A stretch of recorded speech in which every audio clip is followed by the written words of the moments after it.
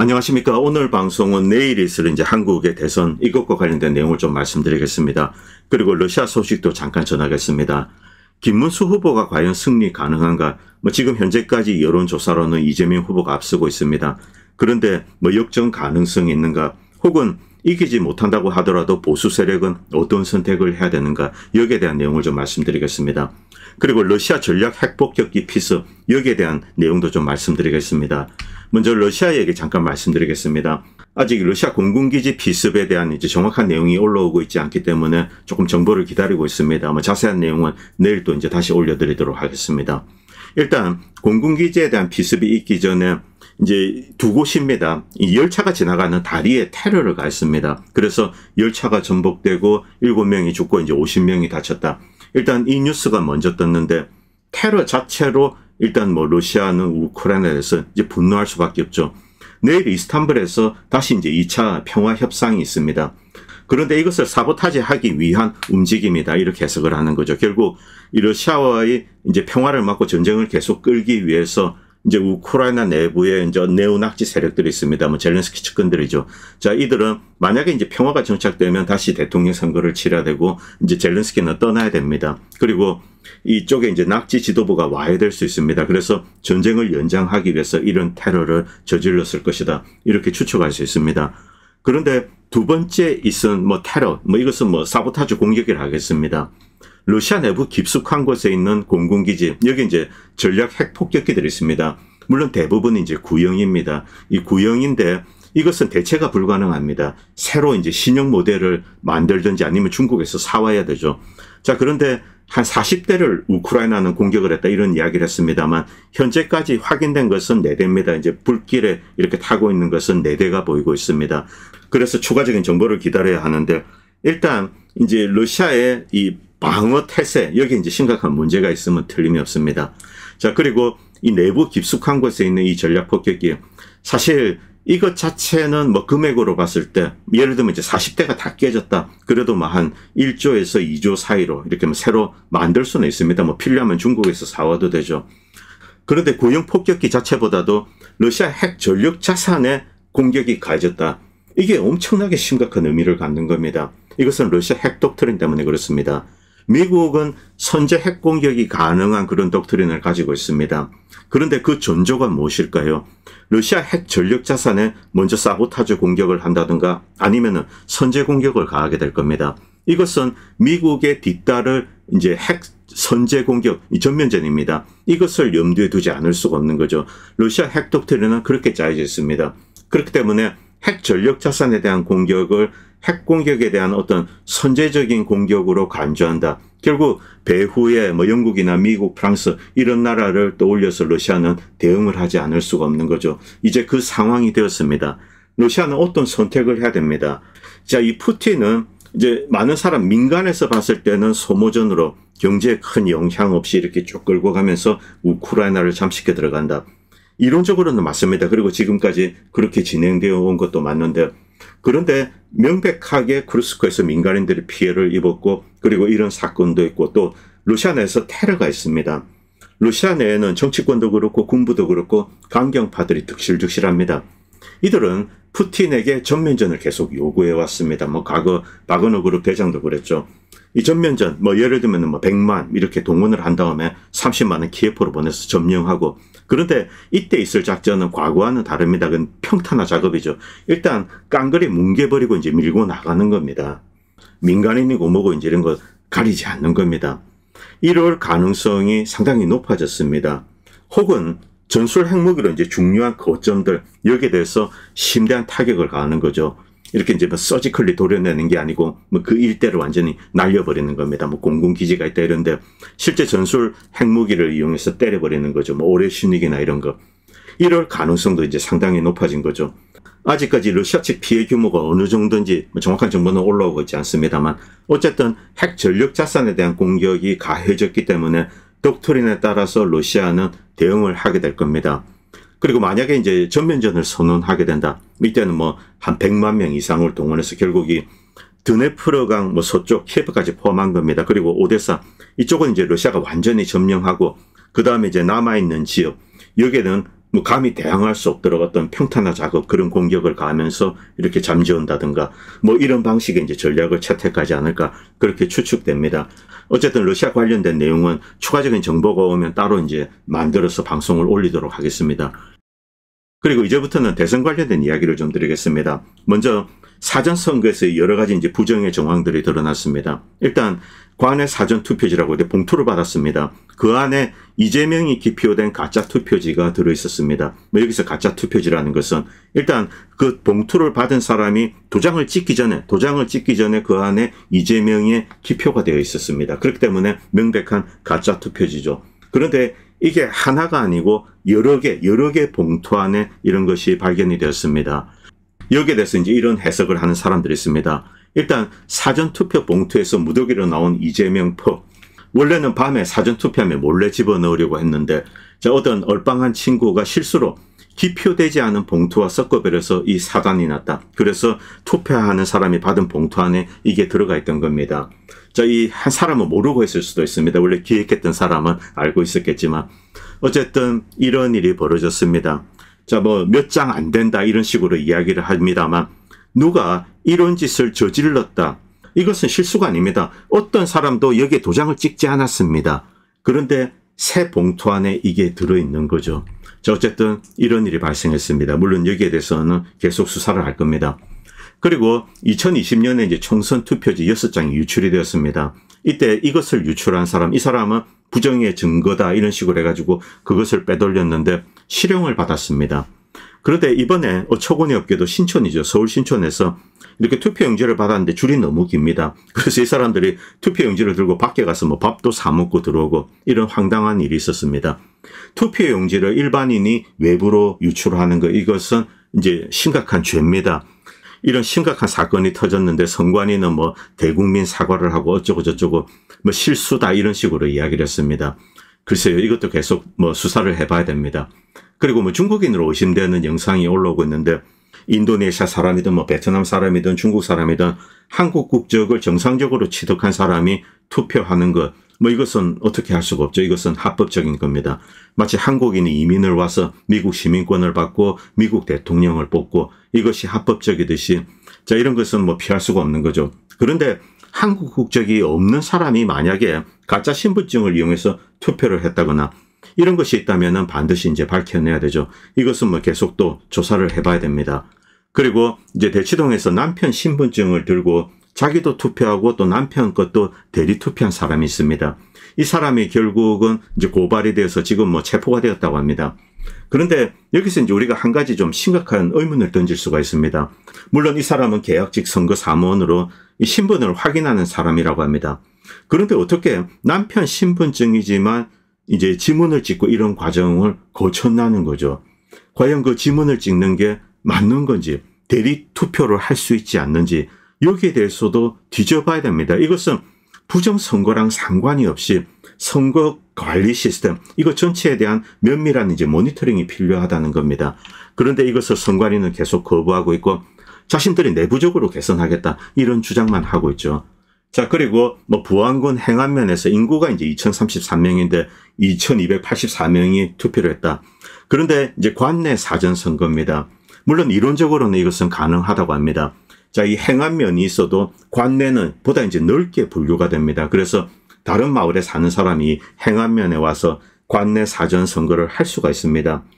그런데 다른 마을에 와서 자기 동네를 벗어나서 투표를 한다. 이것도 황당한 거죠. 도대체 왜 이런 사전선거 시스템이 존재하는지. 미국은 이렇게 하지 않습니다. 우편 투표를 할 거면 집에서 우편 투표를 합니다. 아니면은 자기가 살고 있는 동네에서 하는 거죠. 만약에 다른 주에 있다, 멀리 있다, 이 경우는 우편 투표를 신청하고 그 다음에 우편 투표지가 오면은 그때 우편 투표를 하면 됩니다. 자기는 A동에 사는데 버스를 타고 세정거장 이동해서 저기 가서 이제 관내 사전선거를 한다. 이것도 웃기는 거죠. 미국에서는 이런 식으로 하지 않습니다. 이런 시스템에 허점이 있지 않을까. 결국 투표함이 이동을 해야 됩니다. 이동 과정에 대해서 이 트래킹하는 거, 만약에 일반인들이 따라 붙으면은 체포를 합니다. 그리고 이제 그들끼리 옮기는 거죠. 이것도 사각지대로 여전히 남아 있습니다. 그리고 지역별 재외국민 투표율 상승폭입니다. 10% 이상씩 지난 대선 대비 올랐습니다. 물론 이것은 온라인으로 먼저 이제 투표를 하겠다고 신청을 하고 그 다음에 영사관에 가서 하는 겁니다. 그런데 이전 대선에서 비슷한 이제 투표율이 있었는데 갑자기 10몇 % 이렇게 치솟았습니다. 고르게 치솟았죠. 이것은 어떤 통계적으로 대단히 희박한 확률입니다. 늘 이렇게 해왔는데 갑자기 점핑하는 거죠. 그리고 골고루 했습니다.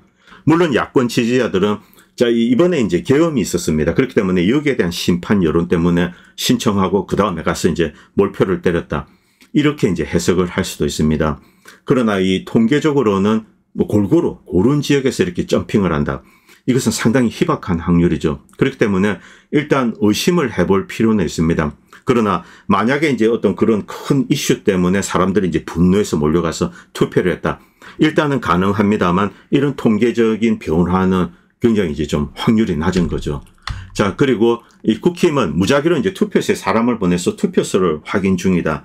이 이야기는 뭐 여러분들도 다 아실 겁니다. 사실은 여기에 핵심이 있습니다.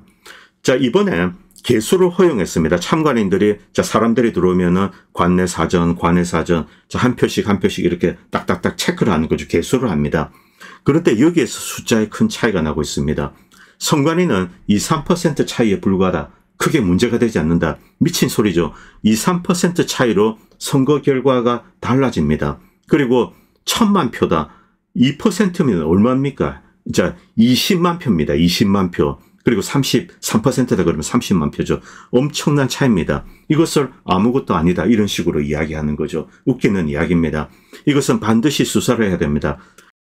제가 아시는 분이 이런 글을 올렸습니다. 이분은 제가 신뢰하는 분입니다. 오늘 처음으로 사전선거 참관인으로 들어가서 6시에서 12시까지 투표인 개수를 했다. 정말 화장실 한번 안 가고 개수를 했는데 할만했다. 왜냐하면 사람들이 그렇게 많이 들어오지 않았습니다. 오늘은 사전투표자들이 어제 공표된 숫자보다 훨씬 덜 오고 있었기 때문이다. 내가 센 숫자는 관내 750, 관내 130이 고작이었다. 그런데 선관위 홈페이지에 들어가서 보니 한간편이었던 10시에서 11시 사이 내가 센 숫자 관내 121, 관내 15인데 선관위에서 발표한 숫자는 601명 그리고 관내는 100명이다. 5배씩 늘어나 있는 겁니다. 내가 1시간 동안 600명을 세고 있었다면 눈이 돌아가고 내 옆에 앉아 계셨던 국힘당 참관인과 뭐 이준석, 한동훈 욕을 좀 했다고 합니다. 이럴 여유가 없었을 거라는 거죠. 그런데 선관위 시스템에는 도대체 어떤 근거로 그런 숫자가 들어가 있는지 정말 기절할 노릇이다. 내가 실시간으로 해당 투표소 사무원들에게 이의 제기를 했어야 되는데 숫자를 세워야 한다는 강박 때문에 주의가 산만해질까 봐 가급적 다른 갈등을 조장하지 않았던 것이 실책이라면 실책이다. 정말 선관위 너희들 이렇게 할래? 이렇게 이야기를 했습니다. 자, 이분은 제가 신뢰하는 분이고 직접 참관하시고 전하는 내용입니다. 지금까지 참관인의 개수를 금지했다가 국민적인 의혹으로 이번에 이제 개수를 허용했습니다. 그리고 이런 일이 여기저기서 이제 목격되고 있습니다. 일단 투표소를 부풀린 다음에 사전선거입니다. 개표일 전까지 사각지대에서 가짜표를 집어넣고 개표를 하는 겁니다. 이것은 뭐 일단은 가정입니다. 빳빳한 형상기억 투표지 다발로 쏟아졌죠. 바로 그 이유라는 거죠. 당일 투표가 끝나면 선거인 명부의 미투표자에게 아마 전산적으로 이렇게 할당을 할 겁니다. 일단 세간에서 돌고 있는 뭐 처음에 김어준이가 먼저 이야기했던 겁니다. 전자개표기를 조작해서 A표를 B로 이제 이렇게 보내버린다, 개수한다. 이것보다는 가장 고전적이고 손쉬운 방법, 즉 밸런스 스타핑, 가짜표 집어넣기입니다. 사전선거 조작의 핵심에 바로 이 밸런스 스타핑이 있는 것이 아닌가, 이런 심증을 자, 이 사례를 통해서 이제 확인할 수 있는 거죠. 일단 수를 부풀립니다. 그리고 밤에 뭐 무슨 짓을 할 가능성이 높죠. 이 방법이 가장 손쉽고 한국은 여전히 핸드마크드 페이퍼 발럿, 수기표 종이 투표지가 선거의 유일한 법정 증거물이기 때문이기도 합니다. 또 이렇게 해야지 재검표에 이제 대응을 할 수가 있는 거죠. 2020년 미국 대선 부정도 가짜표 집어넣기가 핵심입니다. 미국도 선거소송 시 법률적으로는 BMD, Ballot Making Device입니다.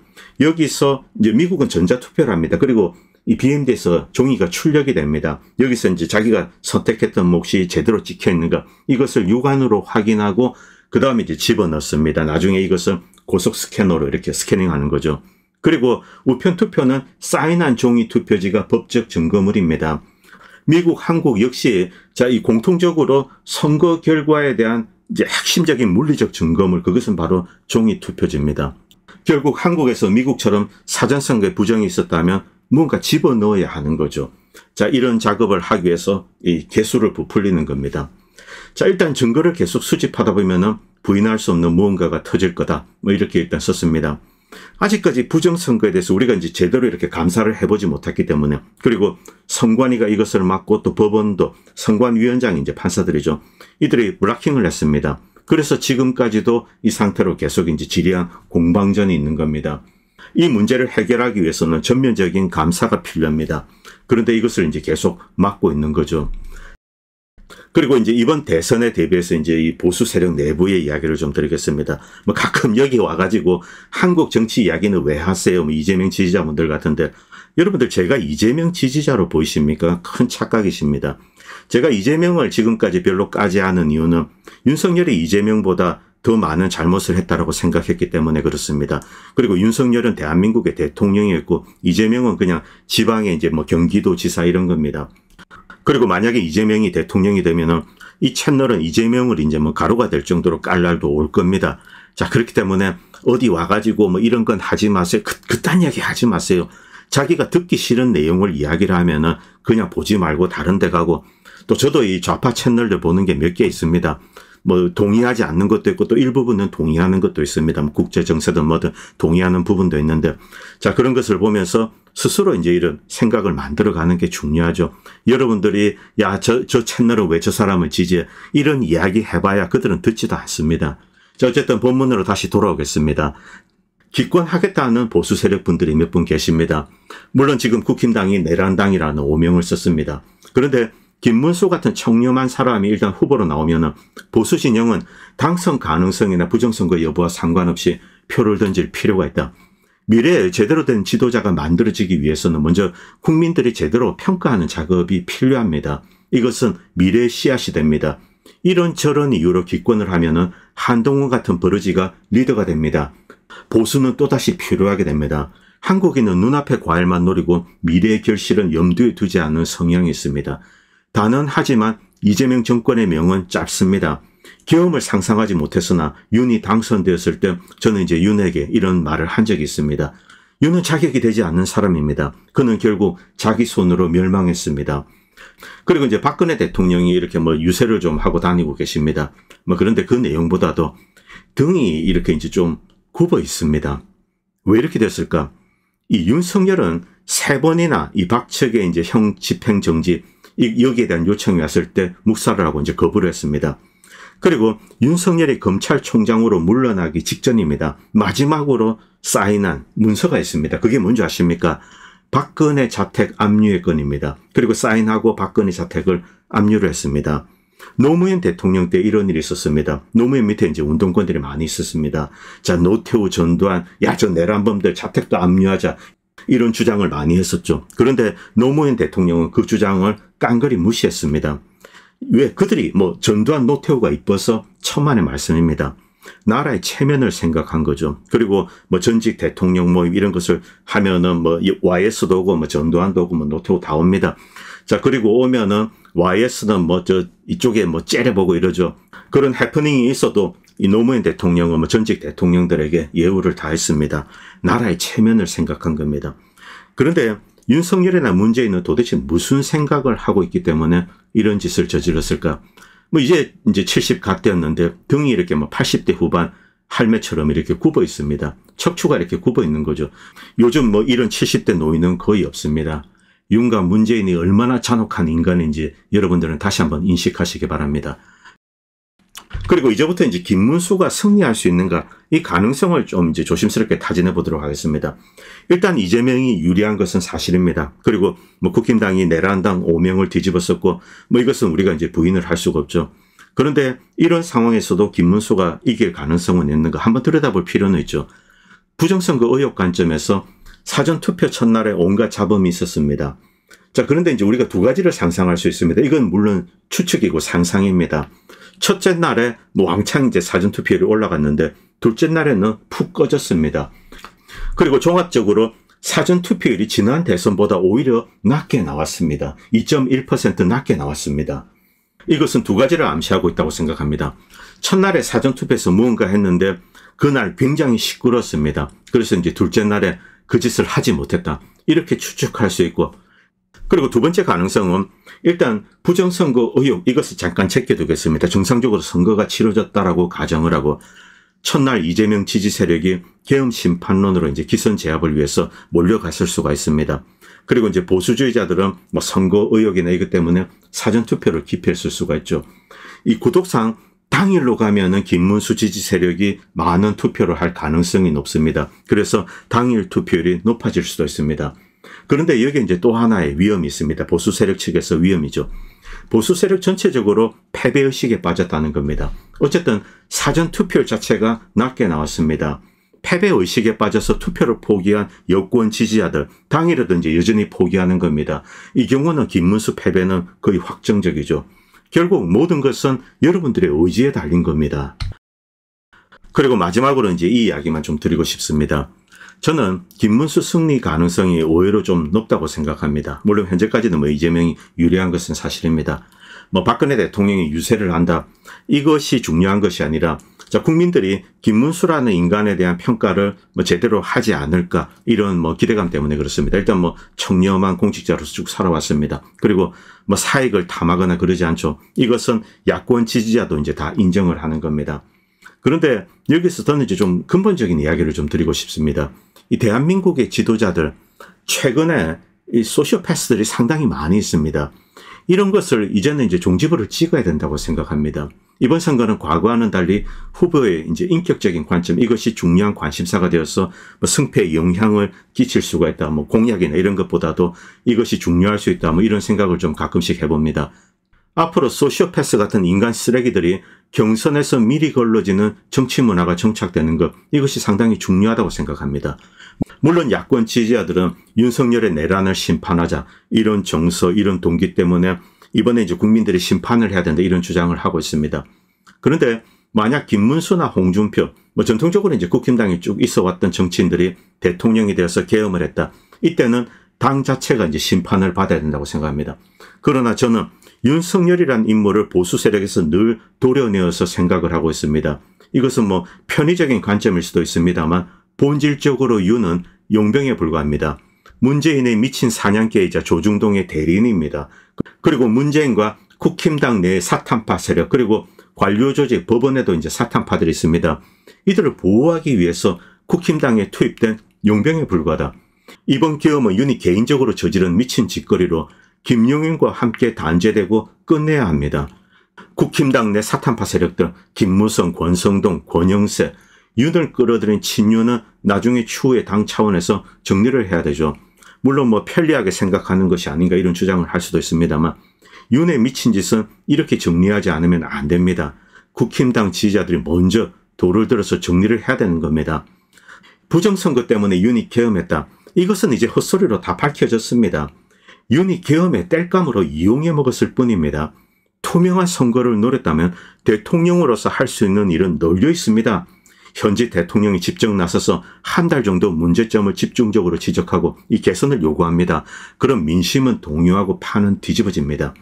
그러나 윤석열은 지난 3년 동안 이런 일을 하나도 하지 않았습니다. 문재인과 조중동 그리고 좌파 진영, 법원 이들의 눈치를 보면서 해야 할 일을 하나도 하지 않았습니다. 이런 테마는 또 하나의 심각한 범죄입니다. 그리고 윤은 이번에도 사전투표를 했습니다. 이 인간은 나라의 미래에는 전혀 관심이 없고 선거 시스템이 저렇게 개판인데도 지난 3년 동안 술만 마시고 있었습니다. 자기 살 길만 찾는 극도로 이기적인 인간이죠. 그리고 자기 때문에 구속된 군인들, 군인이 윤석열의 소모품입니까? 이들에 대해서는 입도 뻥긋하고 있지 않습니다. 정말 황당한 상황이죠. 이 국힘당 지지자들 혹은 보수 세력들, 이분들에게 이제 다시 한번 드리는 말씀입니다만 윤은 도려내고 그 다음에 일단은 김문수에 올인하세요. 그리고 이번 선거에서 패한다고 하더라도 일단 국힘당은 김문수 중심으로 돌아가야 됩니다. 그리고 국힘당 내부에는 혁명적인 변화가 필요합니다. 그것을 위해서라도 이번 선거 결과는 패하더라도 좋게 나올 필요가 있는 거죠. 그리고 저는 이 승리 가능성도 제법 있다고 봅니다. 일단 이재명을 비토하는 세력들은 상당히 넓게 분포되어 있습니다. 뭐 호남인들, 뭐 지금 뭐 이재명에 많은 표를 던지고 있고, 그리고 전통적인 좌파 세력들도 있습니다. 이들은 현재 이제 이재명 세력과 좀 이 거리가 있는 그런 사람들 있죠. 이들은 이재명이 대통령감이 아니다, 여기에 대해서 이들도 대부분 인식을 하고 있습니다. 그러나 국힘당이 지금 엉망진창이죠. 그런데 김문수면은 뭐 표를 던져도 아깝지 않을 거다, 이런 생각을 하시는 분들이 실제로 계시고, 그리고 일부 이제 호남 정치 세력, 뭐 이낙연 씨가 이끄는 당들, 자, 여기에서 이제 또 김문수를 지지하고 이런 활동을 하고 있습니다. 그렇기 때문에 포기하지 마시고 일단은 김문수에 이제 표를 던지시기 바랍니다.